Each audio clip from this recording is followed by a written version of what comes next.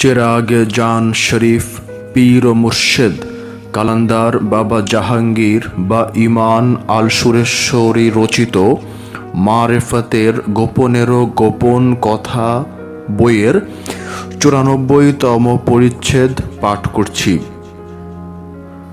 সূরা হুমাজায় ইসলামের অর্থনীতি। সূরা হুমাজার অনুবাদ ও কিছুটা ব্যাখ্যা। আয়াত ১। ওয়াইলুল লিকুল্লি হুমাজাতিল লুমাজা। অর্থ, যারা অপরের দুর্নাম এবং অপকর্ম করে তাদের সবার জন্য দুঃখ। আয়াত ২। আল্লাযী জামাআ মালাও ওয়া আদ্দাদা। অর্থ, যারা ধন জমা করে এবং তাহা গুণে বেছে রাখে। আয়াত ৩। ইয়াহসাবু আন্না মালাহু ওয়া আখলাদা। অর্থ, তারা মনে করে তার পুঁজি তাকে চিরদিন বাঁচিয়ে রাখবে। আয়াত ৪। কাল্লা লায়ুমবাযান্না ফিল হুতামাতে। অর্থ, না তা নয়, নিশ্চয়ই তাকে হুতামায় ফেলে দেওয়া হবে। আয়াত ৫।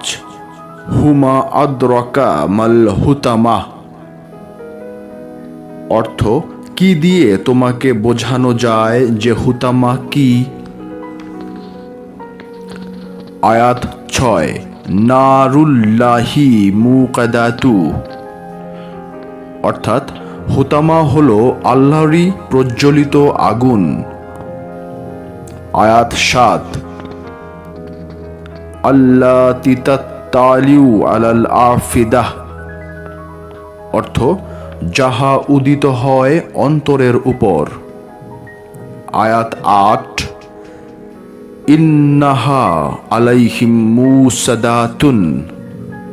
অর্থাৎ নিশ্চয়ই ইহা তাদের উপর স্তূপীকৃত অবস্থায় আছে।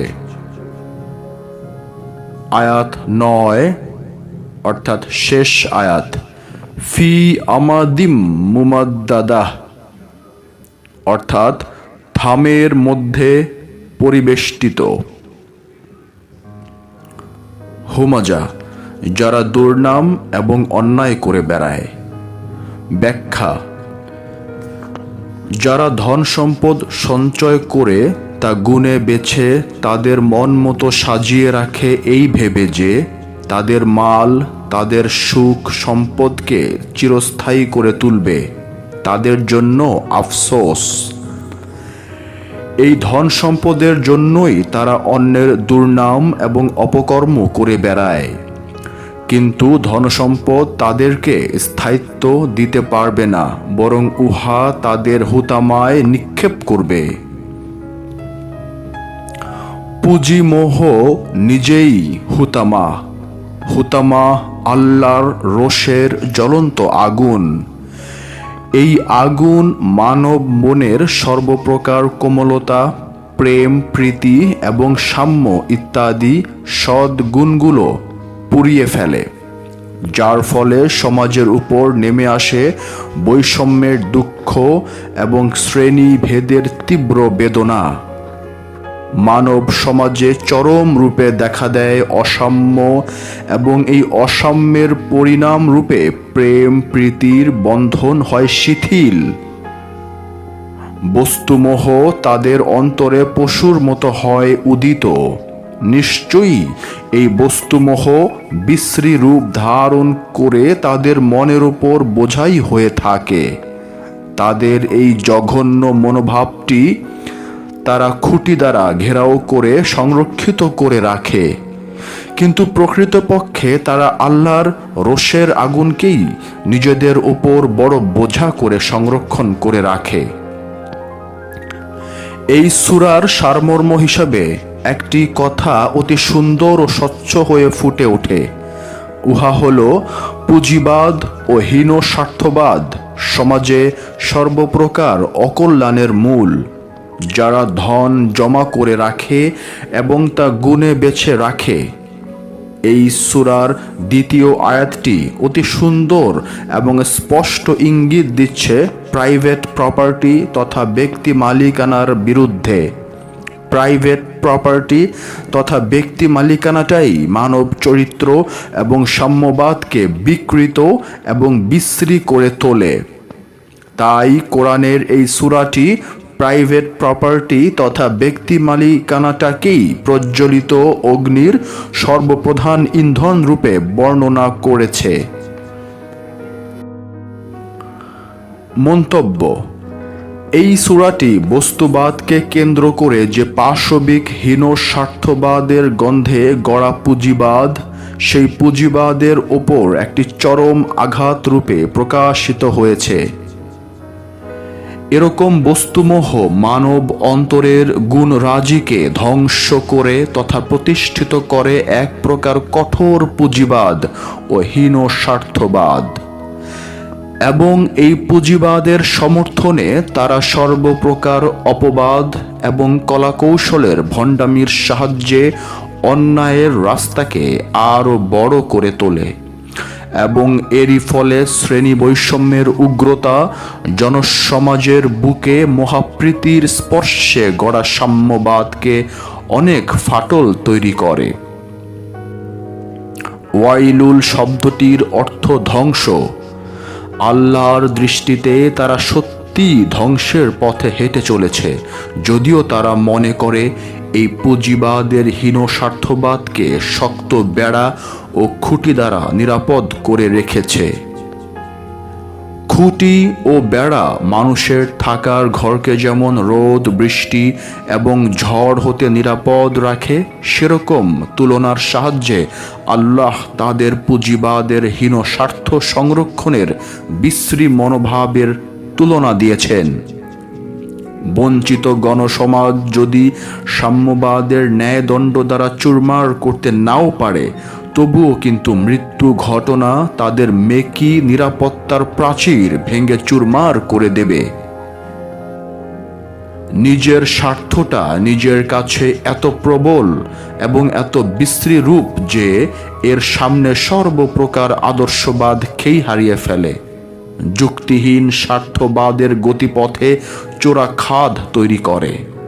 যুক্তিবাদের ঢাক ঢোল যত রকমেই পেটানো হোক না কেন, উহা আসলে কিন্তু সম্পূর্ণরূপে মানুষের মানবিক দাবিকে ফাঁকি দেবার সূক্ষ্ম অন্ধবাদ। স্বার্থটাই হলো অন্ধ। অন্ধ আলো দেখতে পায় না। আলোর স্নিগ্ধ রূপ তাকে মহিয়ান করে তুলবে কেমন করে? পবিত্র কোরআন এইরকম অন্ধত্ববাদকেই আমিত্ব বলে ঘোষণা করেছে। আমিত্বের আধারে বাস করাটাকেই আবার পবিত্র কোরআন পাপ বলেছে। সুতরাং হীন স্বার্থবাদী অন্ধত্ববাদ। তাই পাপকে তাড়াবার চেষ্টায় যে রত, সেই পাপই তাকে আচ্ছন্ন করে ফেলে, এবং সেটা তার নিজের স্বার্থে, না হয় পারিবারিক স্বার্থে, না হয় দলীয় স্বার্থে, না হয় খণ্ড একটি ভূমিতে বাস করা কতগুলো মানুষের স্বার্থে।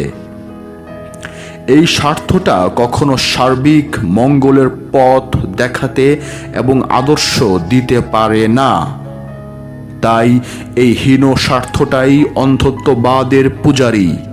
সুতরাং অখণ্ড ভালোর জন্য পাপের বিরুদ্ধে সংগ্রাম তার মৌখিক অর্থাৎ মুখে মুখে, এবং ইহা গৌণ, এবং হীন স্বার্থটা তার আন্তরিক তথা ভেতরে ভেতরে, এবং ইহাই মুখ্য। হীন স্বার্থটি যে সম্পূর্ণরূপে অন্ধত্ববাদের উপর প্রতিষ্ঠিত এবং অখণ্ড ভালোকে বর্জন করে পাপকেই বহুদূর দিয়ে নিজের মধ্যেই ঘুরানো হচ্ছে, এবং ইহা তখনই পরিষ্কার রূপে মানুষের কাছে প্রকাশিত হয়ে পড়ে যখন পাপের বিস্তৃত চক্রটি মানুষের কাছে ধরা পড়ে যায়। কালির কলমে আর চামড়ার মুখের চাতুর্যপূর্ণ ভাষা দিয়ে যুক্তির সেতু রচনা করে, কিন্তু বালির ভাগ এত বেশি মেশানো হয় যে যার ফলে সার্বিক মঙ্গলের পাখানা পড়তেই মেকি যুক্তির সেতু তার অস্তিত্ব হারাতে থাকে। সূক্ষ্ম হতে অতি সূক্ষ্মরূপে হীন স্বার্থটা যখন বিরাজমান, তখন স্থূল দৃষ্টির কাছে ধরা পড়ে না। তাই বহু মানুষের সূক্ষ্ম হীন স্বার্থের প্রভাব থাকলেও উহা নিঃস্বার্থবাদ, সুতরাং আপাত যুক্তিসঙ্গত। সাদা চোখে পানির মধ্যে ভেসে বেড়ানো রোগ জীবাণু ধরা পড়ে না, কিন্তু অনুবীক্ষণ যন্ত্রের সাহায্য নিলে চোখ দুটো বোকা বনে যায়। মনের ভেতর হীন স্বার্থটা ভেসে বেড়াচ্ছে কি না ইহার প্রমাণ দিতে হলে বিশ্বের মানব নামক অনুবীক্ষণ যন্ত্র দিয়ে পরীক্ষা করতে হবে। মহাপুরুষ রাসূলুল্লাহ আলাইহিসসালাতু ওয়াসসালাম এর দেওয়া অনুবীক্ষণ যন্ত্রটির নাম হলো এই: কেহই মুসলমান হতে পারে না যে পর্যন্ত সে যা পছন্দ করে নিজের জন্য তা সে পছন্দ করে অপরের জন্য, এবং এই অনুবীক্ষণ যন্ত্রটি দিয়ে নিজের হীন স্বার্থটা নিজের মধ্যে উকিঝুঁকি মারছে কিনা তা পরীক্ষা করে নিতে হবে। আমি নামাজ পড়ছি, রোজা রেখে চলছি, পশু কোরবানি দিচ্ছি, কিন্তু সবচাইতে বড় প্রশ্ন হলো আমি কি মুসলমান হতে পেরেছি? তেহামা পর্বতের মতো নেকির পর্বত বানালেও পুঁজি সংগ্রহের লালসা থাকলে আমাকে দোজখে যেতে হবে। এটাই ইসলামের স্পষ্ট ঘোষণা। কোনো এক সাহাবী রাসূলুল্লাহ আলাইহিসসালাতু ওয়াসসালামকে প্রশ্ন করেছিলেন, এই রকম ধনলোভী ব্যক্তি কি নামাজ পড়ে না? রাসূলুল্লাহ আলাইহিসসালাতু ওয়াসসালাম সাহাবীকে তথা আমাদেরকে বুঝিয়ে দিলেন যাতে সে বিষয়ে সাবধান হতে পারি। শুধু নামাজ কেন, নফল নামাজও আদায় করেছে, রাত জেগে তাহাজ্জুদ নামাজও পড়েছে এবং রোজাও রেখেছে, তবুও তাকে এই পুঁজি সংগ্রহের লালসাই নরকে ফেলে দেবার মূল কারণ হয়ে দাঁড়াবে। গাছের গোড়া কাটা, কিন্তু সেদিকে নজর না দিয়ে গাছের মাথায় পানি ঢেলে চলছি, কিন্তু এ প্রশ্নটি কি মনের মাঝে ভেসে ওঠে না, গাছটি কি বাঁচবে? ফরজ হলো অবশ্য কর্তব্য, যা না করলে শাস্তি দেবে, কিন্তু ফরজের চেয়েও ইমানের ভিত্তি কি বড় নয়? ইমানের ভিত্তির দিকে নজর না দিয়ে নামাজ, রোজা এবং পশু কোরবানির মতো প্রয়োজনীয় জিনিসগুলোর একটি পয়সাও দাম থাকে না। যেরকম ভাবে গাছের গোড়া কাটা থাকলে গাছের মাথায় পানি ঢালা, আলো এবং বাতাস পাবার দিকে লক্ষ্য রাখার মতো প্রয়োজনীয় জিনিসগুলোর একটি পয়সাও দাম থাকে না। কারণ গোড়া কাটা গাছের মাথায় যত পানি ঢালা হোক না কেন, উহা বাঁচতে পারে না, এবং এরকম অবস্থায় পানি ঢালার কোনো মৌলিক অর্থই থাকতে পারে না। সোনা খাঁটি কি মেকি নিলেন, তার প্রমাণ কি কোষ্টি পাথরে যাচাই করে নেওয়া হয় না? দামি হিরে বলে যাচাই না করে মেকি কাঁচের ঝলসানো মুনাফিকি রূপটি মরে যাবার পর যদি ধরা পড়ে, তবে অনুশোচনায় গুমরানো কান্নায় সিক্ত জল কি সম্পূর্ণ বিফলে যাবে না? একজন বিলাসিতার ঢেউয়ের মাঝে দোল খায়, আর একজন বাঁচা মরার করুণ প্রশ্ন নিয়ে এক মুঠো ভাতের জন্য মানুষের দৌড়ে দৌড়ে পাগলের মতো ঘুরে ফিরছে। বিংশ শতাব্দীর ধনতান্ত্রিক দেশগুলোতে মানবতার যে জঘন্য অপমান করা হচ্ছে, তার বিশ্রী দৃষ্টান্তগুলো মানব প্রেমিকদেরকে দিশেহারা করে তোলে। ধনতন্ত্রের দেশে মানুষের দ্বারে মানুষ তার বেঁচে থাকার ফরিয়াদ জানায়। ছোট ছোট ছেলে মেয়ে নিয়ে একটি মানুষকে মাথা গোজার ঠাঁই স্বরূপ একটি কুটির দেওয়া হয় না, অথচ আরেকটি তারই মতো রক্ত মাংসের দেহে গড়া মানুষ তার প্রাণহীন যন্ত্র মানব ট্যাক্সিখানাকে ইটের তৈরি দামি ঘরে রেখে দেবার কত সুন্দর ব্যবস্থাই না করে রাখে।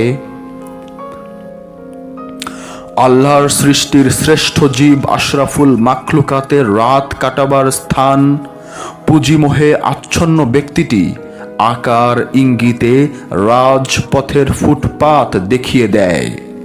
প্রশ্ন করলে বলে, আল্লাহ আমাকে ধন মান আর ইজ্জত দিয়েছে, আর তোমাকে কিছুই দেয়নি।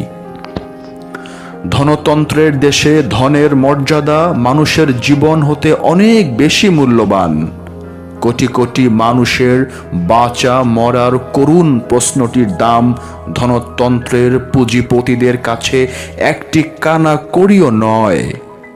প্রাসাদের কক্ষে প্রাণহীন জড় মোটর গাড়ি ঘুমাবার স্থান পায়, কিন্তু অবহেলিত মানুষ পথের ধারে ছোট ছোট ছেলে মেয়ে নিয়ে হাড় কাঁপানো শীতে ভোর কখন হবে ভাবছে। এই কি ইসলামের নামে ইসলামী শাসন ব্যবস্থা? উটের পিঠে চাকরকে বসিয়ে হযরত ওমর রাদিয়াল্লাহু তাআলা আনহু রশি ধরে গরম বালুর ওপর হেঁটে জেরুজালেম গিয়েছেন।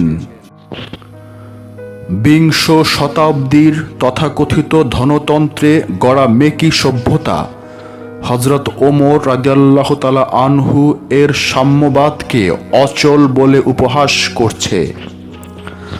হযরত ওমরের আদর্শ আজকের পৃথিবীতে বাস করা মেকি মুসলমানেরা বেদাত, নাজায়েজ, শিরক এবং কুফরি ফতোয়া দিয়ে হযরত ওমরের চোখের জল আর বোবা চাহনিকে কি উপহাস করছে না?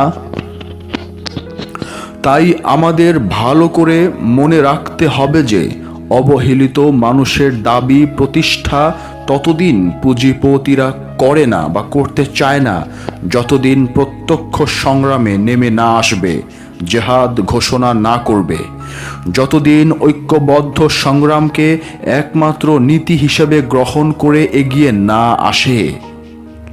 হাজার বছরের ইতিহাস বাস্তব সাক্ষী দিচ্ছে, সংগ্রামী বন্যতাকে দূর করে। বিষের সাহায্যেই বিষের ক্রিয়াকে ধ্বংস করে এবং এই সংগ্রামকে বর্বরতা না বলে রাসূলুল্লাহ আলাইহিস সালাতু ওয়াসসালাম সাহায্য করো অত্যাচারীকে বলে বিশ্বের অবহেলিত জনতাকে আহ্বান জানিয়েছেন। ইমাম হোসাইন কারবালার রণপ্রান্তে অত্যাচারীর বিরুদ্ধে সংগ্রাম করে উম্মতে মুহাম্মাদীকে শিক্ষা দিয়ে গেলেন, খবরদার, অত্যাচার অসাম্যের বিরুদ্ধে মাথা নত করে থেকো না। শির দাও মুসলমান, তবু অসাম্যের শাসনকে মাথা পেতে মেনে নেবার জন্য মুনাফিকি জীবন ধারণ করো না। যে পর্যন্ত তোমরা অত্যাচার অসাম্যের বিরুদ্ধে ঝাঁপিয়ে না পড়বে, সে পর্যন্ত আল্লাহ তোমাদের ওপর হতে অত্যাচার আর অসাম্যের বিষ দূর করবেন না। বদমাইশ এজিদের সেনাপতি সাদ ইবনে আস কারবালার রণপ্রান্তে ইমাম হোসাইনকে এজিদের বশ্যতা স্বীকার করে নেবার অনুরোধ জানাবার পর ইমাম হোসাইন সেনাপতিকে দৃঢ় কণ্ঠে বললেন, হোসাইনকে সারা পৃথিবীর অধীশ্বর করে দিলেও হোসাইনের দেহের ওপর মাথা থাকা পর্যন্ত অত্যাচার অসাম্যের বিরুদ্ধে কখনোই মাথা নত করে থাকবে না। কলুষিত পুঁজিপতিরা হলো ইসলামের দৃষ্টিতে এবং কোরআন হাদিসের মাপকাঠিতে অপরাধী। অর্থাৎ পবিত্র কোরআন ঘোষণা করছে তারা জাহান্নামে আছে এবং জাহান্নামে থাকবে। ইসলাম বজ্রকঠিন বাণীতে বিশ্ববাসীকে সাবধান করে দিচ্ছে, সূচের ছেদা দিয়ে বিরাট একটি উট ঢুকে যাওয়াটা আমাদেরকে বিশ্বাসকে যতখানি অবাক করে দেয় এবং বিবেক অসম্ভব বলে বিদ্রোহ করে, তার চেয়েও অনেক বেশি অসম্ভব হবে একজন পুঁজিপতির বেহেশতে প্রবেশ করা। পুঁজিপতিদের বিভিন্ন ভাষার শৈলীতে পবিত্র কোরআন হাদিস প্রবল ঘৃণা প্রদর্শন করেছে এবং তাদের বিরুদ্ধে সংগ্রাম করতে বলেছে।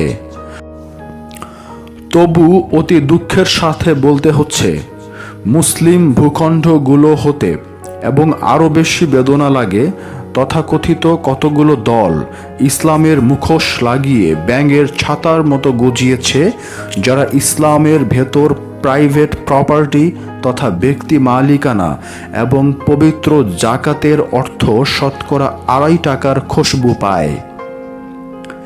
এদেশের বুকে এরকম তথাকথিত সংঘ অনেক গজিয়ে উঠেছে। সার্কাসের মাঠে চুনকালি মুখে মেখে লোক হাসাবার তরে যেরকম জোকার তার অঙ্গভঙ্গির সাহায্যে জোকারি করে বেড়ায়, সেরকম ভাবে পৃথিবীর জনতার মঞ্চে এই ভণ্ড দলগুলো লাফালাফি করে জনতাকে খুব হাসাচ্ছে। এই হাসাবারও কিন্তু প্রয়োজন আছে এবং এই প্রয়োজনকে ততখানি অস্বীকার করা যায় না যতখানি সার্কাসের মাঠে একটি জোকারের প্রয়োজন। ইসলাম ধর্মের গতিধারার উপর যুগে যুগে এজিদ আর মারওয়ানের মতো ধর্মের মুখোশ লাগিয়ে নেতাদের অশুভ আগমন এবং ইসলাম ধর্মকে কৌশলে ধ্বংসস্তূপে পরিণত করার পরিচয় আমরা ইতিহাসের বাস্তব পৃষ্ঠায় পাই। প্রথম খলিফা হযরত আবু বকর সিদ্দিক এর খেলাফত পাবার পর আবু সুফিয়ান ইসলাম ধর্মকে ধ্বংসস্তূপে পরিণত করার হীন প্রচেষ্টায় মাওলা আলীকে খেলাফতের প্রকৃত দাবিদার বলে খেলাফতের বিরুদ্ধে বিদ্রোহ করার উস্কানি দেওয়া হয় এবং মাওলা আলীকে সৈন্য ও রসদ দিয়ে পুরো মাত্রায় সাহায্য করার আশ্বাসও আবু সুফিয়ান দিয়েছিল। কিন্তু মাওলা আলীর প্রচণ্ড ধমক খেয়ে আবু সুফিয়ান নীরব রইল। মাওলা আলী আবু সুফিয়ানকে ধমক দিয়ে বলেছিলেন, তুমি এতকাল হুজুর পাকের ঘোর শত্রুতা করেও তৃপ্ত হওনি, আবার সেই হীন প্রচেষ্টা আমার মাধ্যম দিয়ে করাতে চাও? বাটপার এজিদের মতো কায়েমি স্বার্থবাদীরা সুযোগ খুঁজে বেড়াচ্ছে পবিত্র ইসলাম ধর্মের মুখোশ লাগিয়ে। জনসাধারণ ভালো করেই জানে, যদি এই সকল ইসলামের মুখোশধারী দলগুলো কোনোদিন ক্ষমতায় আসতে পারে তবে সেদিন হুজুর পাকের প্রচারিত ইসলাম প্রতিষ্ঠিত না হয়ে বাটপার এজিদের ইসলামই প্রতিষ্ঠিত হবে। এই সমস্ত ধূর্ত দলগুলোর প্রচারণায় আজ মুসলিম সমাজের সরল মুসলমানগুলোর কাছে ইসলামের লেবাসধারী অনেক বাটপার পেয়ে আসছে সম্মান। কিন্তু ইনশাল্লাহ এমন দিন হয়তো আসবে, সেদিন জনসাধারণ বুঝে নিতে পারবে যে সাহাবী হবার সংজ্ঞাটি কত শক্ত আর কঠিন। কলুষিত তথা করাপ্টেড পুঁজিপতিরা মানব জাতির বিস্তৃত বুকটাতে বুলেট ও বেয়োনেটের আঘাতে তাজা রক্তের স্রোত বইয়ে দিয়ে অবহেলার কাদা ছুঁড়ে ভাষাহীন দুর্দশা আর দীনতার বোবা বেদনার যন্ত্রণা দিয়ে ধর্মের টুপি পরে মানব জাতির কাছে মানবতার তন্ত্র মন্ত্র জপে চলছে। এই সমস্ত কলুষিত পুঁজিপতিদের ধর্মের টুপি পরা ভদ্র রূপটি তখনই মানব জাতির কাছে নগ্ন হয়ে প্রকাশিত হয়ে পড়ে যখন তাদের শোষণের স্বার্থবাদের উপর আঘাত পড়তে চায়। তাদের এই নিখুঁত কপটতা এবং জঘন্য বর্বরতার জন্য ইসলাম আন্তরিক ঘৃণা করে। ইন্না আবওয়াবাল জান্নাতা তাহতা জালালিস সুয়ুফে, অর্থাৎ নিশ্চয়ই বেহেশতের দরজা তরবারির ছায়ার নিচে। এই ইসলাম মানব জাতিকে সাবধান করে দিয়েছে কলুষিত পুঁজিপতিরা মানুষ খুন করার বিকটাকৃতির আদিম দানব মানুষের মাথার খুলি দিয়ে বিলাসিতার পান পেয়ালা তৈরি ছাড়া কলুষিত পুঁজিপতিরা বিকৃত ভোগের তৃপ্তি পায় না। মানব জাতির ইতিহাসে হীন স্বার্থবাদের পাশবিক পরিচয় কলুষিত পুঁজিপতিরা যেভাবে দিয়ে যায়, তার তুলনা হিংস্র জানোয়ারের সাথে দিতেও ইসলাম ঘৃণা করে। বেঁচে থাকার সম্মানিত অধিকার নিয়ে যে সাম্যবাদের আদর্শ প্রতিষ্ঠা করতে ইসলাম বারবার আহ্বান জানিয়েছে, ইসলামের এই সত্যটুকু অস্বীকার করে কলুষিত পুঁজিপতিরা মানব জাতিকে মরে যাবার পর বেহেশতে হুর গেলমান নিয়ে আরামে থাকার নিশ্চিত আশ্বাসের বাণী শোনায়, অথচ নিজেদের হীন স্বার্থবাদের দর্শনটাকে দুনিয়ার বুকে কৌশলে বজায় রেখে চলেছে এবং আপ্রাণ চেষ্টা চালায়। মরে যাবার পর বেহেশত পাবার উগ্র মোহে জনসাধারণ নিজেদেরকে আচ্ছন্ন করে জীবনের অতি সাধারণভাবে বাঁচার অধিকার ধাপে ধাপে নিচের দিকে নেমে যায় এবং ঠিক সেই হারে বাটপারেরা মরে যাবার পর বেহেশতের সুখ ভোগ না চেয়ে মর্তে ভোগ স্বর্গ বানায়। এইভাবে সম্পদ আর শক্তির একক অধিকার তখন বাটপারদের মধ্যে সীমাবদ্ধ হয়ে পড়ে। জনসাধারণ আকাশে বেহেশত তৈরি করতে নেশা খাওয়া মাতালের মতো ব্যস্ত হয়ে পড়ে, কিন্তু নেশা কেটে গেলে নর্দমার কাছে নিজের দেহটা পড়ে আছে দেখে যখন ভীষণ লজ্জা অনুভব করে, সেরকম লজ্জা নিয়ে জনগণের মনে ধুমায়িত বিদ্রোহ জেগে ওঠে এবং এই বিদ্রোহটি প্রথম অবস্থায় নিজের মনের বিরুদ্ধে বিদ্রোহ ঘোষণা করে এবং পরে পরে ক্ষুদ্র ক্ষুদ্র জনতার ছিটেফোঁটা বিদ্রোহ দেখা দিলেও কলকবজার আসল বোতামটা বাটপারদের হাতে থাকাতে তেমন একটা আশাপ্রদ ফল ফলে না। কেননা এই বাটপারদের বন্য শক্তির লৌহ হস্তে নিষ্পেষিত করার জিঘাংসা চরিতার্থ করার দরুন মুক্তির স্বল্পস্থায়ী স্বপ্নগুলো মিলিয়ে যেতে চায় এবং এরই ফলে পাপ হতে পরিত্রাণ পাবার মনোবলের মাঝে ভাঙন আর ফাটলের অপূরণীয় ফাঁক তৈরি হয়। ইসলাম এই শরীয়ত তথা সামাজিক তথা প্রাথমিক সংগ্রামকে পাপের বিরুদ্ধে সংগ্রাম বলে ঘোষণা করেছে। বাটপারেরা হলো সমাজ জীবনের বিষ পাপ। অখণ্ড ভালো তথা কনক্রিট গুড পাপের অনস্তিত্ব আধার দূর করে বিরাজ করতে হলে সমাজ জীবনের বিষ পাপকে প্রাথমিক সংগ্রামের দ্বারা অখণ্ড ভালোকে পাবার যে পথ, সেই পথে সবে হেঁটে চলেছে বলে ইসলাম ঘোষণা করছে। ইসলাম স্পষ্ট ভাষায় বলে দিচ্ছে, তুমি কি সেই ব্যক্তিটিকে দেখেছ যে ইসলামকে প্রথমেই অস্বীকার করে? সে তো সেই ব্যক্তিটি যে ইসলামের দেওয়া সাম্যবাদকে অস্বীকার করে।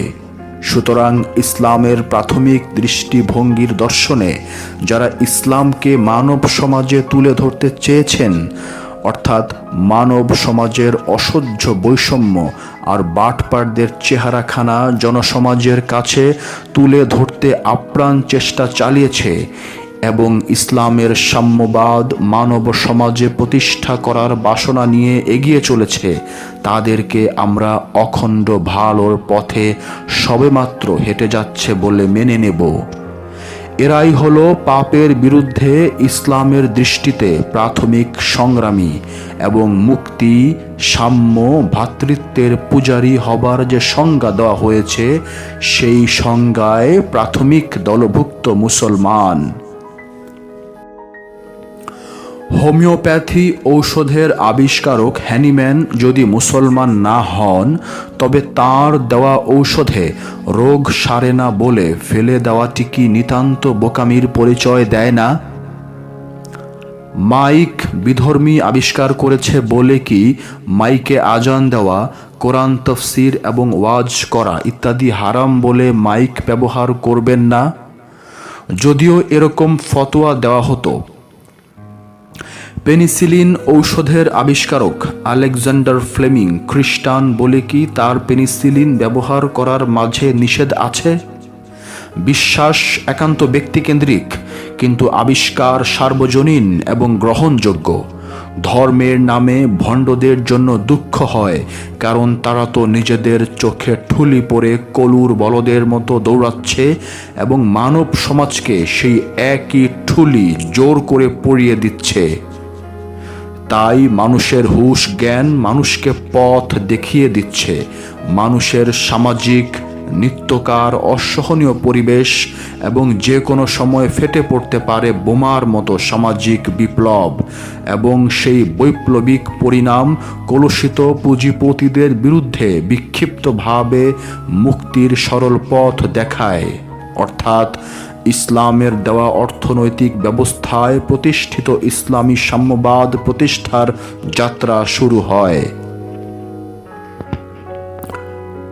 কাজ করার সাধনা ছাড়া অখণ্ড ভালোতে বাস করছি বা করতে চলেছি বলার অধিকারকে ইসলাম ভণ্ডামি করা হচ্ছে বলে জানিয়ে দিচ্ছে, এবং অধিকার না পেয়ে কাজ করে যাওয়াটাকে ইসলাম নিছক গাধার বোঝা বইছে বলে উপহাস করছে।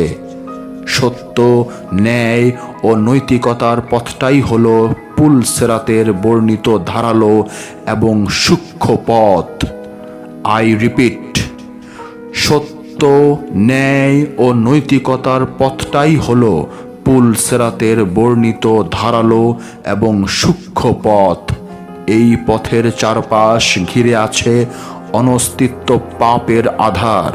তাই যে কোনো দুর্বল মুহূর্তে পাপের আধার বাসা বাঁধতে পারে। উহুদের যুদ্ধের মাধ্যমে পার্থিব সম্পত্তি যে কোনো এক দুর্বল মুহূর্তে সত্য, ন্যায় ও নৈতিকতার আদর্শকে ভুলিয়ে দিয়ে পাপের গ্রাসে পরিণত হতে পারে, তার জ্বলন্ত ইঙ্গিত রাসূলুল্লাহ আলাইহিস সালাতু ওয়াস সালাম বিশ্ব মানব সমাজকে দিয়েছেন। আমরা যুক্তিসঙ্গতভাবে বিশ্বাস করি এই উহুদের যুদ্ধ আমাদেরকে মূল্যবান শিক্ষা দিচ্ছে যে সত্য, ন্যায় ও নৈতিকতার আদর্শকে জীবনের প্রতিটি ক্ষেত্রে ব্যবহার করতে হবে, এবং সর্বনাশের প্রসারিত আঘাত অখণ্ড ভালোর পবিত্র দেহে গিয়ে লাগার বিপদ আছে। যারা ধন জমা রাখে এবং তা গুণে বেছে রাখে, কোরআনের এই কয়টি কথা একটু চিন্তা করলেই অতি সুন্দর এবং স্পষ্ট ইঙ্গিত পাওয়া যায় যে প্রাইভেট প্রপার্টি তথা ব্যক্তি মালিকানার বিরুদ্ধেই বলা হয়েছে। ব্যক্তি মালিকানাটাই মানব চরিত্র এবং ইসলামী সাম্যবাদকে বিকৃত এবং বিশ্রী করে তোলে, এবং এরই ফলে সামাজিক অনাচার এবং বৈষম্য দেখা দেয়। তাই কোরআন প্রাইভেট প্রপার্টিকে প্রজ্বলিত অগ্নির সর্বপ্রধান ইন্ধন রূপে বর্ণনা করেছে। প্রাইভেট প্রপার্টি বলতে কিছু না কিছু ধন সম্পদের ওপর কর্তৃত্ব করা বোঝায়, এবং সম্পত্তির কর্তৃত্ব মানুষের আমিত্ব এবং পৃথিবীর ওপর স্বার্থ রক্ষার ইবলিশি ইঙ্গিত বহন করে। তাই এখানে ব্যক্তির অধিকারকে তথা নিজের অধিকারে ধন জমা রেখে দাতা সেজে ক্ষুধার্তকে খাদ্য দান করার সওয়াব হাসিল করতে বলা হয়নি। অর্থাৎ প্রাইভেট প্রপার্টির স্বীকৃতি দেওয়া তো দূরে থাক, বরং ইহা আমিত্ব এবং দুনিয়ার মোহে জড়িয়ে পড়ার একটি প্রধান কারণ বলা হয়েছে। হুতামা অর্থাৎ জাহান্নামের প্রজ্বলিত অগ্নি বলা হয়েছে। ধন জমা করে বাক্যটির অর্থ কি আপনি নিজেই একটু তলিয়ে দেখুন তো। আপনি কি ধন বলতে ধাতু নির্মিত মুদ্রা ও কাগজের টাকাকে মনে করেছেন? আপনি তা কখনোই মনে করতে পারেন না যদি অন্তত অর্থনীতি সম্বন্ধে আপনার কিছুটা ধারণা থেকে থাকে।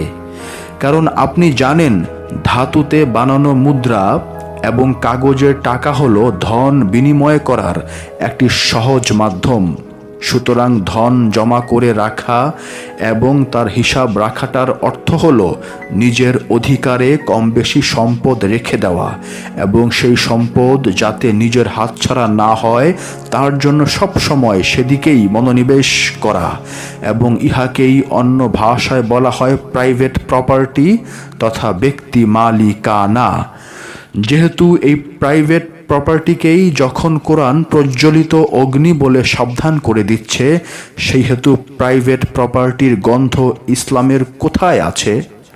কোরআন শরীফের ভেতর এমন কোনো বাণী নেই যার ভেতর প্রাইভেট প্রপার্টির সমর্থন খুঁজে পাওয়া যায়, বরং বহু বাণীতে ইহাকে প্রজ্বলিত অগ্নি, জাহান্নাম, কঠিন শাস্তির ইন্ধন রূপেই বর্ণনা করা হয়েছে। জানি না নাস্তিক কমিউনিস্টরা সর্বহারাকে যদি পরিধানের কাপড় এবং পায়ের জুতো সরকারিভাবে ব্যবহার করতে গিয়ে যদি বলে এই কাপড় এবং জুতোর ব্যবহারের মধ্যে অন্তত তোমাকে সর্বময় অধিকার দেওয়া হলো, তাহলেও উহা আমাকে অকপটে স্বীকার করতে হবে যে ইসলাম সেই কাপড় এবং জুতাটুকুর ওপরেও কাউকে সর্বময় অধিকার দেয়নি। সর্বহারা তো বাদ, যে কেহ যদি সেই কাপড় এবং জুতার অপব্যবহার করে তবে তারও কৈফিয়ত দিতে হবে। ইহাই ইসলামের বিধান, কারণ সর্বময় ক্ষমতার অধিকার এবং আসমান ও জমিনের একমাত্র মালিক হলেন আল্লাহ। কোরআন ঘোষণা করছে, তুমি কি জানো না আসমান এবং জমিনের মালিকানা আল্লাহর? আই রিপিট, কোরআন ঘোষণা করছে, তুমি কি জানো না আসমান এবং জমিনের মালিকানা আল্লাহরই। সূরা মায়েদা আয়াত 40। পুনরায় কোরআন এই কথা ঘোষণা করছে যাতে আমরা নিজেদেরকে মালিকের আসনে না বসাই, কারণ আমরা মালিকানার কর্তৃত্ব গ্রহণ করলেই মাথাচাড়া দিয়ে উঠবে মানব সমাজের বুকে অসাম্য, জুলুম আর শোষণের বিভীষিকা। কোরআন বলছে, আসমান এবং জমিনে যা কিছু আছে, যা কিছু ইহাদের উভয়ের মধ্যে আছে এবং যা কিছু মাটির নিচে আছে, সবই তারই তথা আল্লাহরই। সূরা তোহা আয়াত 6। তাই বড় হোক কিংবা যত ক্ষুদ্রই হোক, কোনো জিনিসেরই মালিক মানুষ হতে পারে না। মানুষ হতে পারে শুধু মানব জাতির সর্বপ্রকার মঙ্গল সাধনের আমানতদার।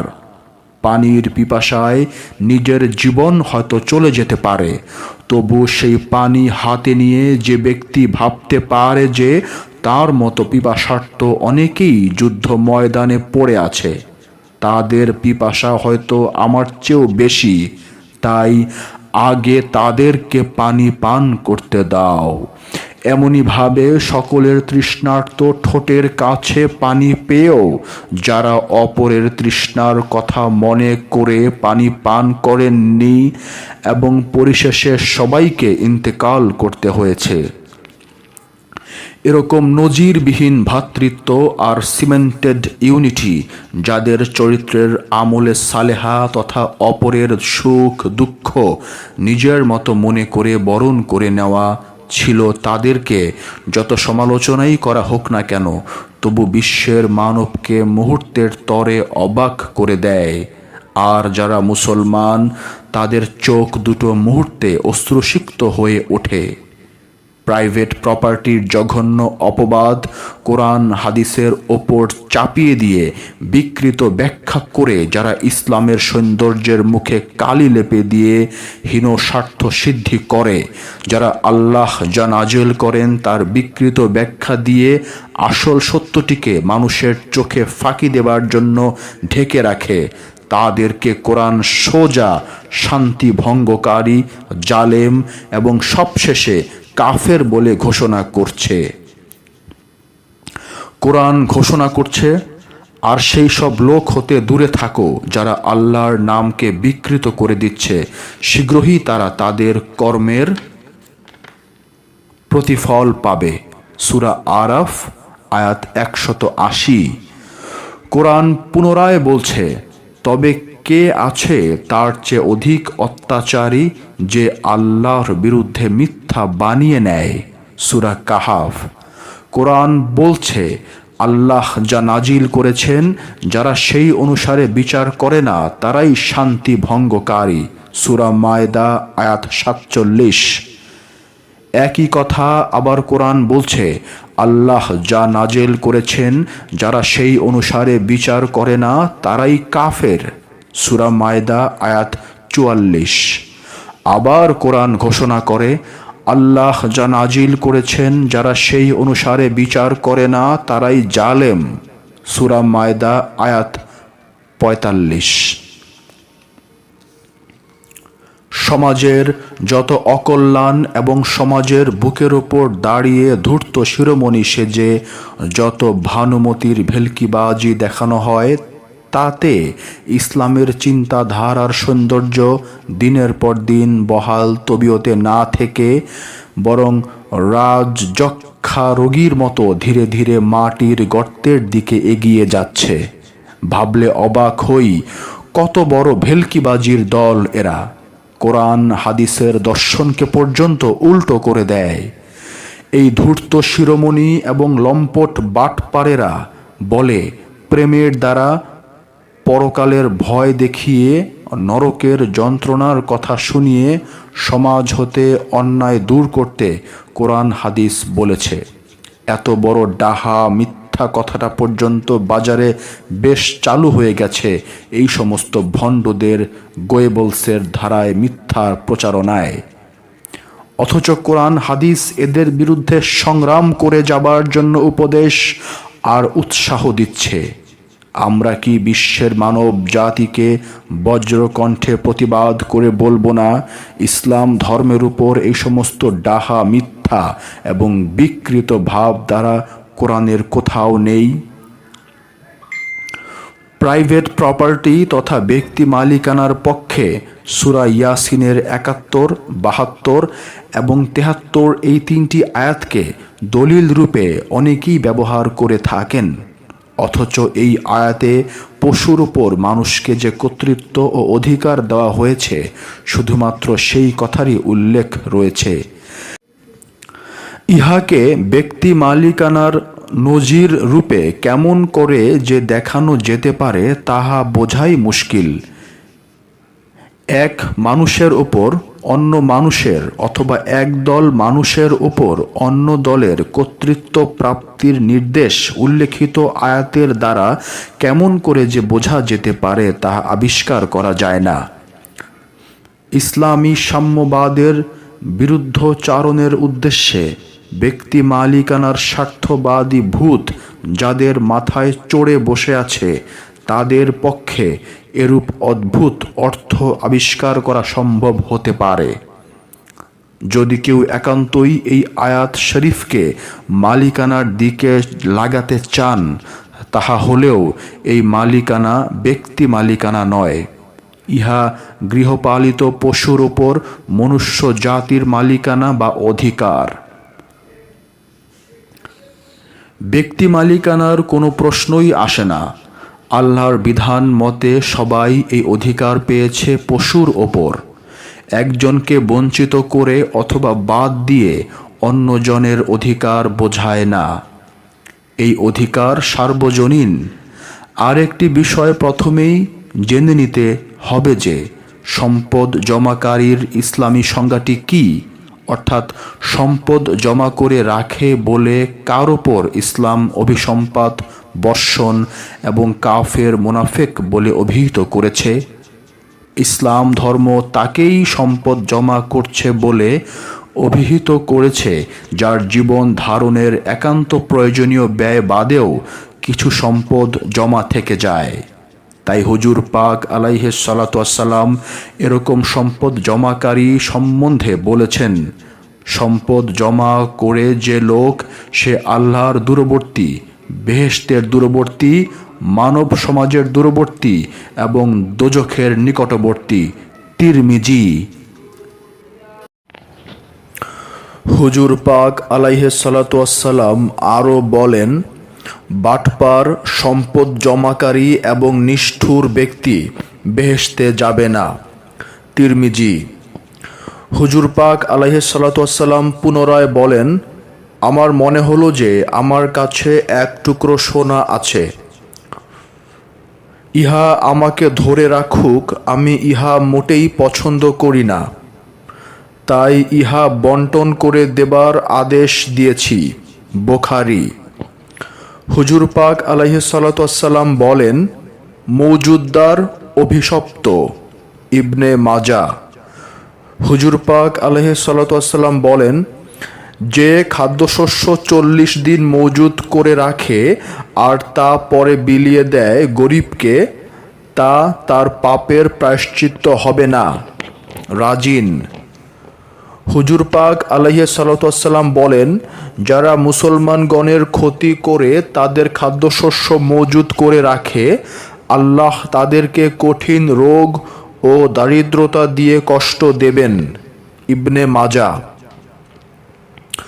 হুজুর পাক আলাইহিস সালাতু ওয়াসসালাম বারবার আমাদেরকে সাবধান করে দিচ্ছেন এই জন্য যে আমরা যেন ইসলামী সাম্যের আদর্শ হতে শয়তানের প্ররোচনায় পড়ে অসাম্য, বৈষম্য, শোষণ, নিজের অধিকারে সম্পদ জমা করে রাখার জঘন্য কর্মে লিপ্ত না হই।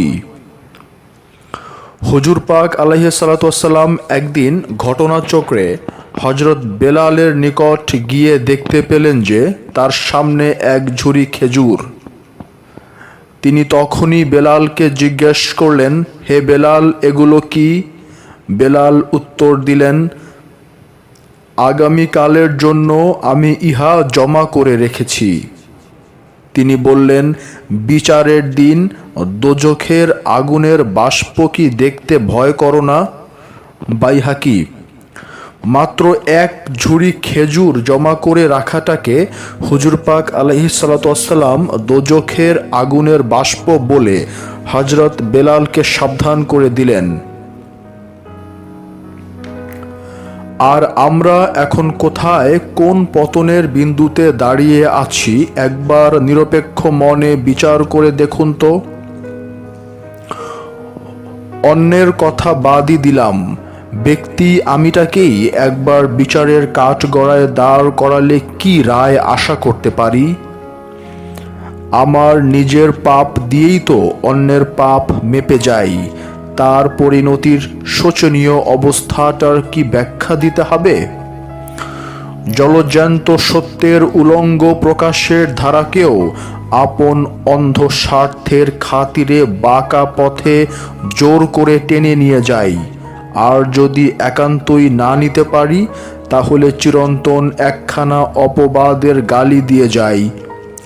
এই হাদিসগুলো না একদম বানানো হাদিস তথা জয়ীফ হাদিস? কিন্তু আমরা জেনেও না জানার ভান করতে বাধ্য হই ওই স্বার্থের ঝুড়িটার দিকে লোলুপ দৃষ্টিতে তাকিয়ে। কিন্তু এটা যে অবিসংবাদিত সত্য কথা, সত্যের থাকে না কোনো পোশাক, পা থেকে মাথা পর্যন্ত সত্য চিরদিন থাকে উলঙ্গ। চমক দিয়ে উঠে রক্তপানের চরিত্র তরবারির দেহে, পিপাসার্ত পেটুকের মতো ঢকঢক করে পান করতে চায় তরবারি, চমক দিয়ে ওঠে চৈতালি প্রখর সূর্যের মতো উলঙ্গ ছবি সত্যের চরিত্রে। পিপাসার্ত পেটুকের মতো ঢকঢক করে গিলে ফেলতে চায় মিথ্যার ঘুট ঘুট অন্ধকার দিয়ে বেছানো শয্যা। কারণ সত্য সাংঘাতিকভাবে ঘৃণা করে আসছে মিথ্যাকে, যেমন গ্রেহাউন্ড কুকুরগুলো ঘৃণা করে মানুষ খেকো চিতাবাঘগুলোকে। কত প্রকারেই না আমাদেরকে সম্পদ যাতে কোনো ক্রমেই জমা না করি তার আদেশ উপদেশ হুজুর আলাইহিস সালাতু ওয়াসসালাম দিয়ে গেছেন। মাত্র এক ঝুড়ি খেজুর একটি দিনের জন্য রাখার বাসনা হওয়াতে হুজুর পাকের প্রেমিক সাহাবা হযরত বেলালকে পর্যন্ত সাবধান বাণী শুনতে হলো যে হজরত বেলাল একদিন আবু ওসামার নিষ্ঠুর প্রহারের তলেও হজরত মোহাম্মদ আলাইহিসসালাম নামটি উচ্চারণ করতে এক মুহূর্তের তরেও ভুলে যাননি। কত সহস্রবার যে হুজুর পাক সম্পদ জমা করা তথা ব্যক্তি মালিকানার বিরুদ্ধে, বৈষম্যের বিরুদ্ধে, শোষণের বিরুদ্ধে, সর্বপ্রকার জুলুমের বিরুদ্ধে জেহাদ করতে, সংগ্রাম চালাতে আবেদন নিবেদন করে গেছেন তার হিসাব নেই। অথচ আমরা গাছের মূল কেটে ফেলে মাথায় পানি ঢেলে গাছ বাঁচানোর কতই না কথার তুবড়ি আর বস্তা পচা বুলি ঝাড়ছি, তার ইয়ত্তা নেই। হুজুর পাক আলাইহিসসালাম বলেন, সম্পদ জমা করে রাখা দোজখের একটি গাছ। যে ব্যক্তি সম্পদ জমা করে রাখে সে দোজখের একটি ডাল ধরে আছে। ডালটিও তাকে ছাড়বে না যে পর্যন্ত সে তাকে দোজখে দাখিল না করে। বাইহাকি। একদিন হুজুর পাক আলাইহিসসালাম কাবা শরীফের ছায়ায় বসেছিলেন। তখন হুজুর পাক বললেন, কাবার প্রভুর শপথ, তারা ক্ষতিগ্রস্ত। আবু যর গিফারি বললেন, আমার পিতা ও মাতা আপনার জন্য কোরবান হোক। তারা কে? হুজুর পাক বললেন, যারা ধন সম্পদ অধিক করে কেবল ওই লোকজন ছাড়া যার সামনে থেকে, পেছন থেকে, ডান হাতে বাম হাতে বলে এইভাবে এইভাবে এইভাবে খরচ করে, তাদের সংখ্যা অল্প। হুজুর পাক আলাইহিসসালাম যেভাবে খরচ করার নমুনা দেখালেন, সেভাবে যদি ধরে নিলাম কেউ তার সঞ্চিত সম্পদ বিলিয়ে দেয়, তবে তার কাছে যে কি থাকবে তা বুঝতে কারো কষ্ট হবে না। অর্থাৎ সম্পদ যাতে অতি সামান্য পরিমাণও কেউ জমা না রাখতে পারে, সে কথাই ঘুরে ফিরে বিভিন্ন রকমে বলেছেন। সম্পদ জমা করার বিরুদ্ধে তথা প্রাইভেট প্রপার্টির তো প্রশ্নই উঠতে পারে না। হুজুর পাক আলাইহিসসালাম কত রকমেই না আমাদের আদেশ দিচ্ছেন। হুজুর পাক আলাইহিসসালাম বলেন, যে ব্যক্তি সোনা মজুদ করে তার উপর অভিসম্পাত এবং যে ব্যক্তি রূপা মজুদ করে তার উপর অভিসম্পাত। তিরমিজি। আমাদের অন্তত এটুকু নিশ্চয়ই জানার কথা যে হুজুর পাক আলাইহিসসালাম একমাত্র কাফের এবং মোনাফেকদেরকেই অভিসম্পাত বর্ষণ করেছেন। এখন একটু তলিয়ে দেখুন তো, সোনা আর রূপার মজুদদারদের কি অভিসম্পাত বর্ষণ করা হয়নি? হুজুর পাকের বর্ণিত হাদিসগুলোর ভাষা এবং ভাবের দিক দিয়ে এত সুন্দর, এত গভীর যে তার একটি নমুনা স্বরূপ নিচে দেওয়া হলো। হুজুর পাক আলাইহিসসালাম বলেন, দোজখে ঢুকানো হবে না সেই ব্যক্তিকে যার ভেতর এক তিল পরিমাণ ঈমান আছে, এবং বেহেশতে ঢুকানো হবে না সেই ব্যক্তিকে যার ভেতর এক তিল পরিমাণ অহংকার আছে। মাত্র একটি এবং শব্দ যোগ করে দিয়ে কি সুন্দর ভাবের সমন্বয় সাধন করা হয়েছে। আশা করি পাঠক মাত্রেই এই হাদিসটুকুর গভীর রহস্য অনুধাবন করতে পারবেন। শুধুমাত্র কাফের এবং মুনাফেকদেরকেই অভিসম্পাত বর্ষণ করা হয়েছে, তাহলে সোনা রূপার মজুদদারদেরকে কি বলতে চান? এই সব মজুদদারদেরকেই লক্ষ্য করে কোরআন বজ্র কঠিন কণ্ঠে ঘোষণা করেছে, যাতে পৃথিবীর বুকে শোষণ এবং বৈষম্যের গ্লানি মানব জীবনে প্রবেশ করে মানব সমাজকে এক নিদারুণ সমস্যায় না ফেলে। কোরআন বলছে, আর যে ব্যক্তি সম্পদ জমা করেছে এবং পরকালের কোনো ধার ধারে না এবং ভালো কাজকে মিথ্যা জানে, তার জন্য দুঃখের পথকে আমি নিশ্চয়ই সহজ করব, যাতে সে শীঘ্র দোজখে পৌঁছাতে পারে, এবং যখন সে দোজখে পড়বে তখন তার ধন দৌলত কোনো কাজেই আসবে না। সূরা লাইল আয়াত 8 হতে 11। কোরআন বলছে, না না, মানুষ সত্যি সীমালঙ্ঘন করে এই জন্য যে সে নিজেকে ধনবান মনে করে, কাহারও ধার ধারতে চায় না এবং পরোয়া করে না। সূরা আলাক আয়াত 6 থেকে 7। কোরআন বলছে, লোক হতে তুমি অহংকার করে মুখ ঘুরিয়ে নিও না, কিংবা দুনিয়াতে অহংকার করে চলো না। নিশ্চয়ই আল্লাহ অহংকারী লোককে ভালোবাসেন না। সূরা লোকমান আয়াত 18। কোরআন বলছে, অতএব অসহায়দের ওপর তুমি কখনো জুলুম করিও না, এবং যে বেঁচে থাকার জন্য অধিকার আদায়ের আশায় চায় তাকে ধমকিয়ে দিও না ও তার প্রতি খারাপ ব্যবহার করিও না। সূরা দোহা আয়াত 9।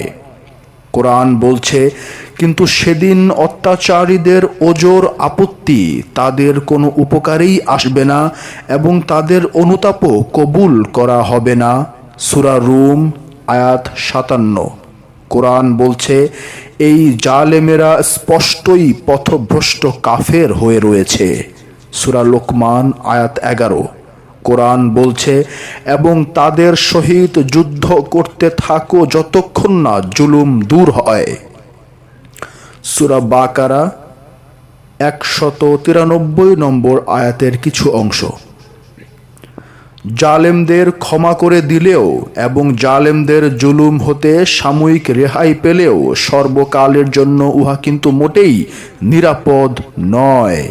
শক্তি প্রয়োগের কাছে জালেম কিছুক্ষণের জন্য চুপচাপ থাকলেও ভেতরে ভেতরে জুলুম করার নিখুঁত পদ্ধতি বের করার জন্য তারা ফন্দি করতে থাকে।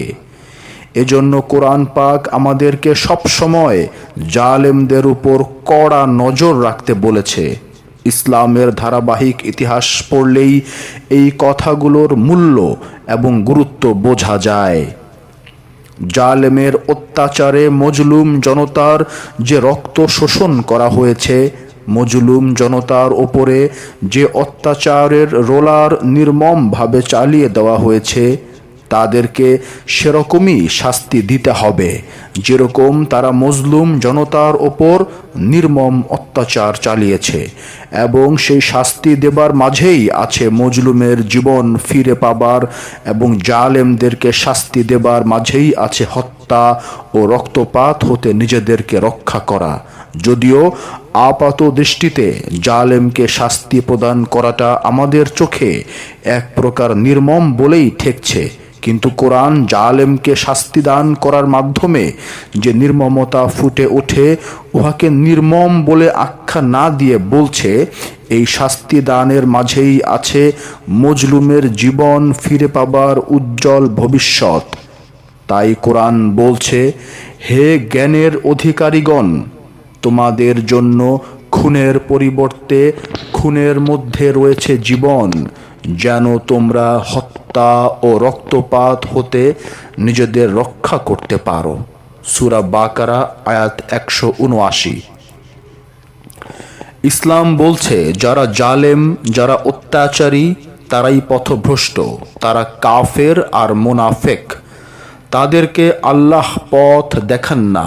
তারা মানুষকে এতিম বানিয়ে এতিমের রক্ত শোষণ করে সুখে থাকার জন্য তৈরি করে বড় বড় প্রাসাদ, কিন্তু শোষণের দ্বারা গড়ে তোলা যে প্রাসাদ, তার প্রতিটি ইট জালেমের হৃদয়ে স্থায়ী শান্তির স্বপ্নকে আঘাত করে ভীষণভাবে।